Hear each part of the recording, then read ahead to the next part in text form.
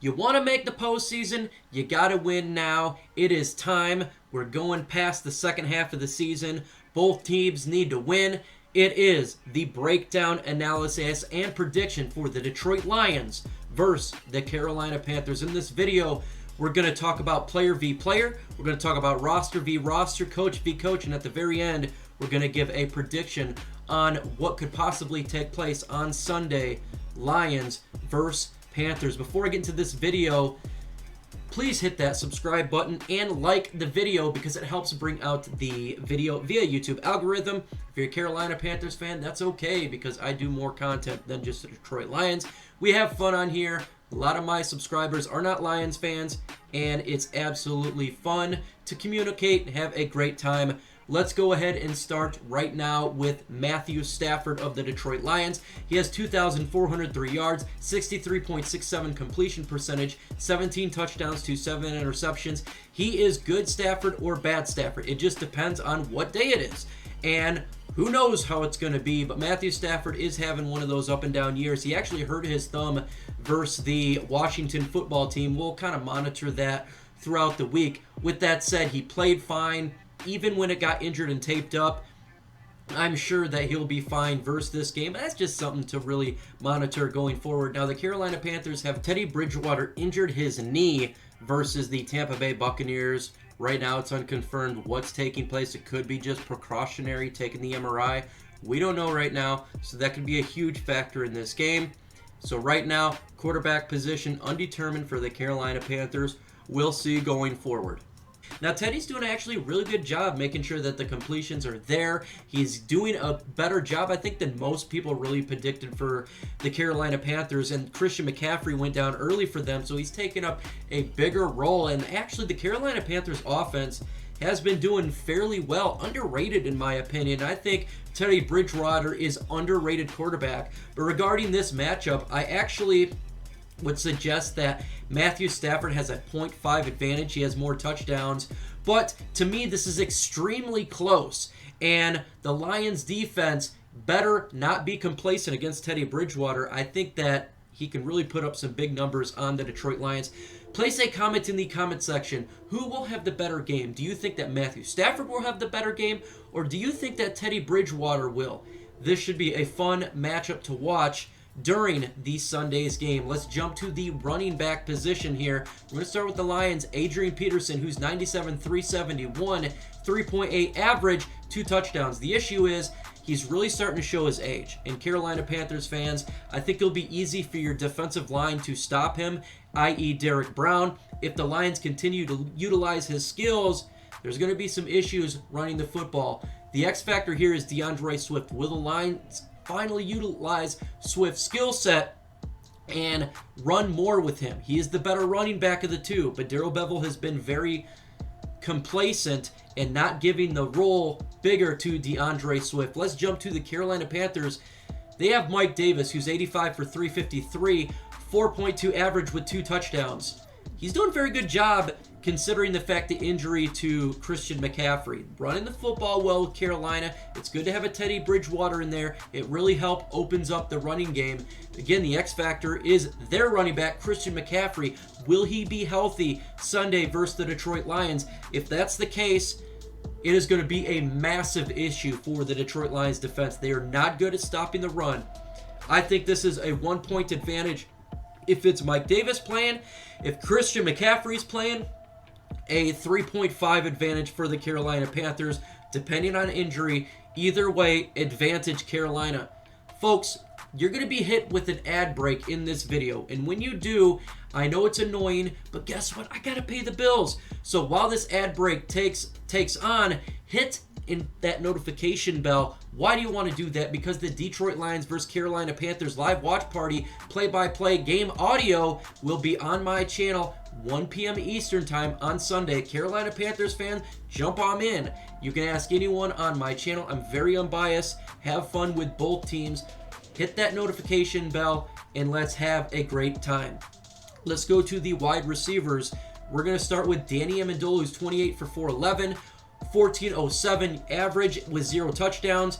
Marvin Jones Jr. is a big piece as well. He's getting a lot of touchdowns in replace of Kenny Galladay, who's been out over 400 yards, doing a good job. Last Sunday versus the Washington football team, X Factor again, can Kenny Galladay play?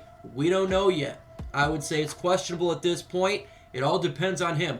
If he plays, Panthers fans, watch out. He really makes the defense spread open. If he doesn't play, watch for Marvin Hall of the Detroit Lions. The Carolina Panthers have Robbie Anderson, 60 for 80 for 751, 12.5 average, 1 touchdown. Doing a good job with the getting massive yards. Only 1 touchdown, though. Again, they're going against the Detroit Lions defense, who is very bad defensively, specifically in the middle. I think you're going to see a lot of Teddy Bridgewater do some quick slants there and really eat up the defense. I'm going to give a 1.5 advantage to Carolina Panthers. Unless Kenny Galladay plays, then it will be even. There are a lot of ifs in this game due to injuries, but 1 point advantage, 1.5 advantage right now, Carolina. Let's jump to the tight ends, and this is a mismatch here. TJ Hockenson of the Lions, he's 36 for 373, 10.4 average, 5 touchdowns. Again, he needs to get the ball more. That's more a Darrell Bevell issue. He is the threat in the red zone for the Detroit Lions. Lions will look to get him the ball and add more touchdowns. For the Carolina Panthers, they have Ian Thomas, who's 11 for 17, 86 yards, 7.8 average, 1 touchdown. This is a huge advantage for the Detroit Lions via tight end. Tight ends for the Lions are getting utilized more, i.e. TJ Hockenson, not so much for the Carolina Panthers. 2-point advantage for the tight ends of the Detroit Lions. Let's go ahead and transition to the defense. We're going to start with the front 7 of the Detroit Lions. The Detroit Lions have a very bad front 7. And when I mean this, Carolina Panthers fans, historically bad. This is very bad. And we're going to start with Jelani Tavai, the linebacker position. 12 solo tackles, 11 assisted, 23 total. Yes, you heard that right. That is atrocious, and he has played all year long. Reggie Ragland, the tight end for them, 17 solo, 12 assisted, 29 total with 1 sack. Not that good. And linebacker Jamie Collins, 39 solo, 29 assisted, 68 total, 1 sack and 1 INT. He is the best linebacker for the Detroit Lions, and that's not saying a whole lot. But if there is a play to be made, it will be him. And you got Christian Jones, 17 solo, 16 assisted, 33 total. Not good. The Lions linebacking core is really, really bad. Your game plan, like I have been saying to every team, attack the middle, attack the middle, and attack the middle. If your running back gets past the defensive line, it is going to be a long day, and it should be something that your team should take advantage of through quarters 1 through 2. The Detroit Lions have a decent defensive line right now. Danny Shelton, 12 solo, 19 assisted, 31 total with 1 sack. He's more the run stuffer here. He's done a good job. Some points it's bad. It's up and down with these guys.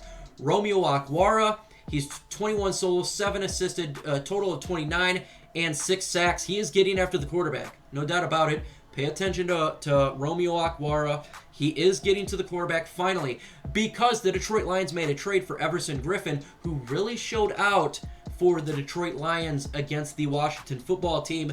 Those two showed very good promise for the Lions defensive line. We'll see if it continues versus the Carolina Panthers.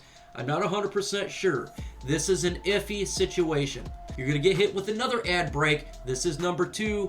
Again, it stinks. With that said, that's okay. Take the time while this ad break is going on and smash that like button. Why do you want to smash that like button? Well, I am a partner of Chat Sports, and guess what? They are monitoring my videos to see how many likes I get, and if I'm not doing good with likes, they don't like that, and I want to please my partners in that aspect. The Carolina Panthers front 7 has defensive end Brian Burns, 21 solo, 12 assisted, 33 total with 4 sacks, 0 interceptions. He's getting after quarterback. Their defensive front 7 is not that spectacular, but he is the better player there. And they got Derek Brown, the rookie, 14 solo, 8 assisted, 22 total, 0 sacks. He's the run stuffer guy. You would expect a little bit better from the rookie here, but he's still a guy that the Lions must kind of game plan around because he is a big body and he can stop the run. Defensive end Stephen Weatherly, 7 solo, 10 assisted, 17 total, 0 sacks. Again, the front 7 is a little underwhelming here. And they got Shaq Thompson, 39 solo, 33 assisted, total of 72, 0 sacks. He's the better linebacker for the team. TJ Hawkinson versus Shaq should be fun to see. And Tahir Whitehead, 25 solo, 19 assisted, 44 total, 0 sacks. Former Detroit Lion here. He's actually done fairly well on some time. So I think that he's going to actually have a little bit of revenge here. That will be the X factor for the front 7 of the Carolina Panthers. And Adarius Taylor, 9 solo, 5 assisted, 14 total, 0 sack. Not that great.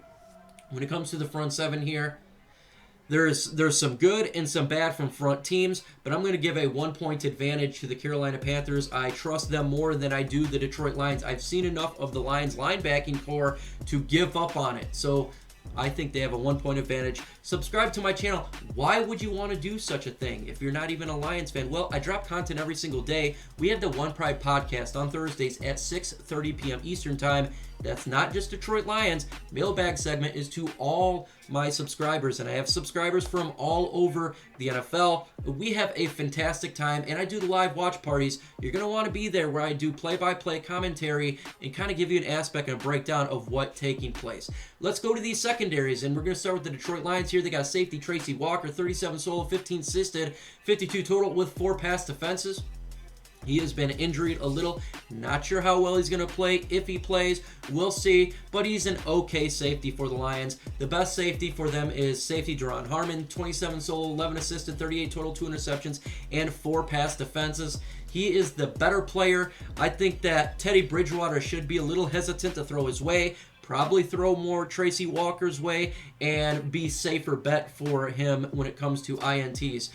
Jeff Okudah is the cornerback, the rookie. He's 36 solo, 4 assisted, 40 total, 1 interception, and 1 pass defense. He's gotten better and better and better. He does get beat, it seems like, once every game, so I'm sure that he'll get beat once by Teddy Bridgewater. With that said, he is starting to be a player who is developing into a good cornerback early in his rookie career. Amani Awarie, the sophomore, 22 solo, 2 assisted, 24 total with 6 pass defenses.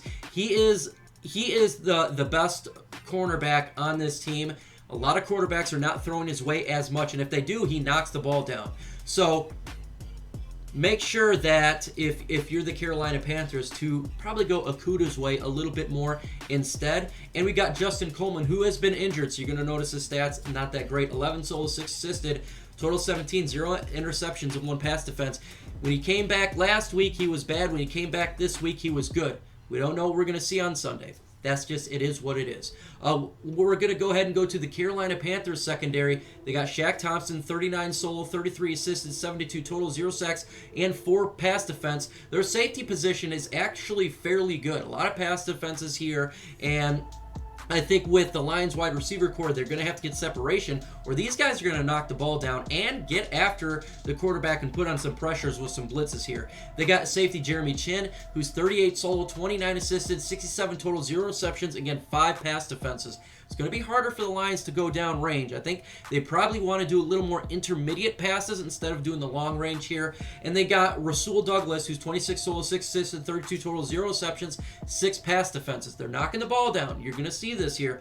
Good job by their head coach and developing the pass down. You want to see a little more turnovers for them. With that said, not bad. Troy Pride, 18 solo, 11 assisted, 29 total, 1 pass defenses. He's the weaker guy. And then Corn Elder, 18 solo, 7 assisted, 25 total with 2 pass defenses.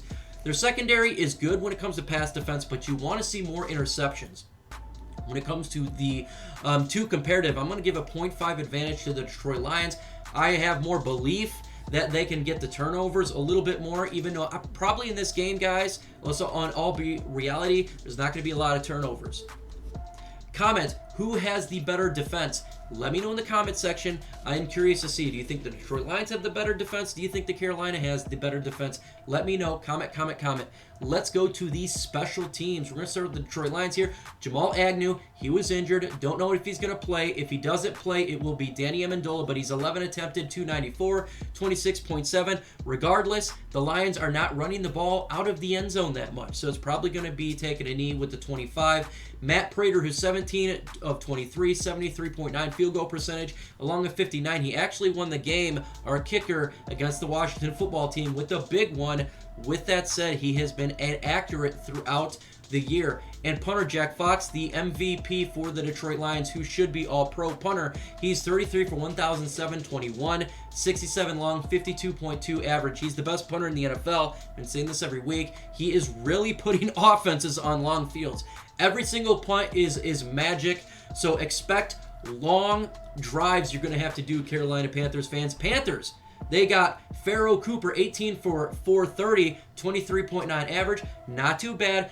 Better than the Detroit Lions. Kicker Joey Style, 19 of 24, 79.2 average, 48 long. His percentage is better. He's making the field goals. The issue is, do you want them making the field goals? You're not getting the red zone. And Joseph Charlton, 18 for 829, 60 long, 46.1 average. I'm going to give a 0.5 advantage to the Carolina Panthers. Their kicking is better, their return is better, but the punting line is better. With that said, 0.5 advantage. Let's go to coaching here because this one seems to be a wash in a little bit. Detroit Lions coaching Matt Patricia, he's 4 for 5, not having a good year. The wins are not that good. You would expect to win against the bad teams, but we have lost a lot and giving up mad points in the fourth quarter. Panthers, Matt Rule, who's 3 for 7. He's not having a great year so far. Who has the advantage here? Equal. There is no advantage. I'm going to say equal here. They both have a lot to prove, and this game on Sunday is going to be a fun one to watch to see who can prove. My prediction here is I think there's going to be an offensive showout. I think both offenses are going to have good. Carolina Panthers going to get a bad Detroit Lions defense, and the Lions can put up some points. I say that this is going to come down to a last-minute field goal, last-second field goal, 37-34 Detroit Lions. Yes, I have the Lions winning this game. The Lions will win with the last-minute field goal, 37-34. The Lions will go to 5-5. The Carolina Panthers will go to 3-8. Let me know about your predictions. What do you think I did right? What do you think I did wrong? What's your predictions? What's your score predictions? Let me know in the upcoming videos. Again, we got the One Pride podcast Thursday at 6:30 p.m. Eastern Time. Be there, as well as the Lions watch party Sunday at 1 p.m. versus the Carolina Panthers. With that said, folks, adios.